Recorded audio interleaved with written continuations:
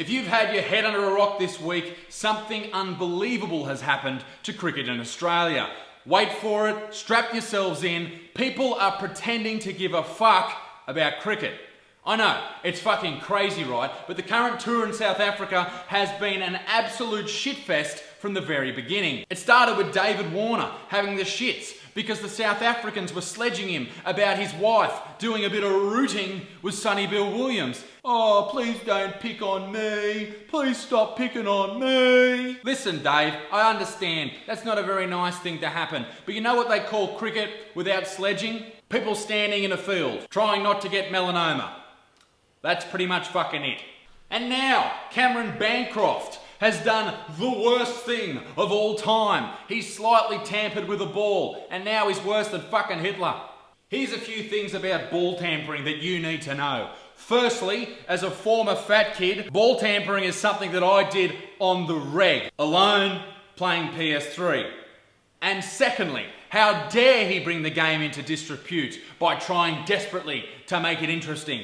I know I'm putting shit on cricket, but for me, it just hasn't been interesting since the good old days. There's no more Booney drinking 52 tins on a plane. There's no more Adam Gilchrist hitting 100 runs off 3.5 balls. And there's no more Warney fucking absolutely anything that moves. Fuck me, I miss the good old days.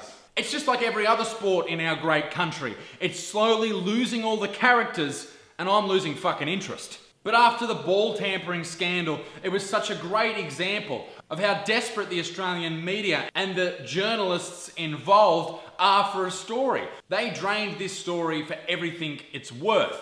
I mean, right now it's drier than a dead dingo's donga. But why? Well, they know that the advertisers that buy the advertising space, which makes them money, love this shit. Because they know dickheads around the country will just gorge themselves on the story. That's the reason they chose not to cover the stories about bombs going off in some country and someone of note passing away.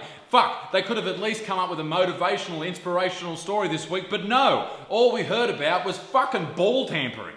And then, just the other day, Steve Smith, the Australian captain, and at a media conference on TV, here he is, crying after being harassed, tormented in every single way possible. His name, his family dragged through the mud for cheating.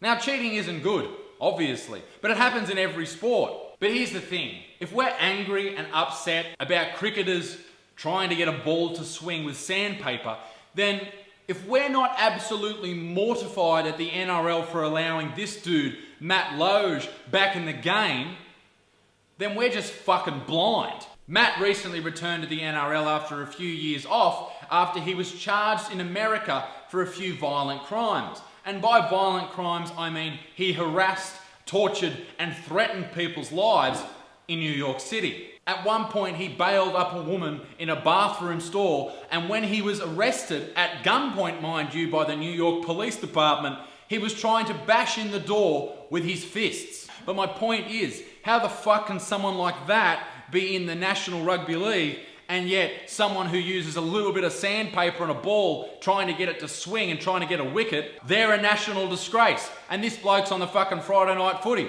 What the fuck's going on there? Now, Matt's apologised to the people that he affected, and he's been fined over $1 million in restitution, which he's yet to pay. And yes, everyone makes mistakes, and he blames this violent outburst on alcohol. And here's a really important lesson to anyone who gets violent when they drink alcohol. If you can't handle your piss, don't fucking drink it, dickhead. I guess my main argument is you can't drag the Australian cricket team through the mud and then choose to ignore this guy. And that's what the mainstream media have done. And the reason they've done this is because this story, the Australian cricket side scandal, sells. It just sells. That's the reason they've done it. They know that everyone will watch the news and they'll buy the newspapers because people don't give a shit about some fucking meathead who wanted to punch the shit out of some strangers that he met in New York City. That doesn't sell newspapers. But a ball tampering scandal, for some fucked up reason, it does. It's just dog shit news coverage. And we as a people and a nation should be absolutely fucking furious at it. This is what the media are giving us. And I know when people say, oh, you can't trust the media, you can't trust the newspapers, a lot of people switch off because they go, oh, that's a conspiracy. No, it's fucking not. This is a perfect example. And if you genuinely think that they have your best interests and your education at heart, then you, sir or ma'am, are nothing more than a dumb cunt. And obviously when I was referring to the media, I wasn't referring to me. You can always trust me. And if you enjoyed the video, you should subscribe. You should like my Facebook page. You should follow me on Instagram. And if you'd like to support me, you can check out my Patreon as well. And peace in the Middle East. Be a good motherfucker. Cheerio.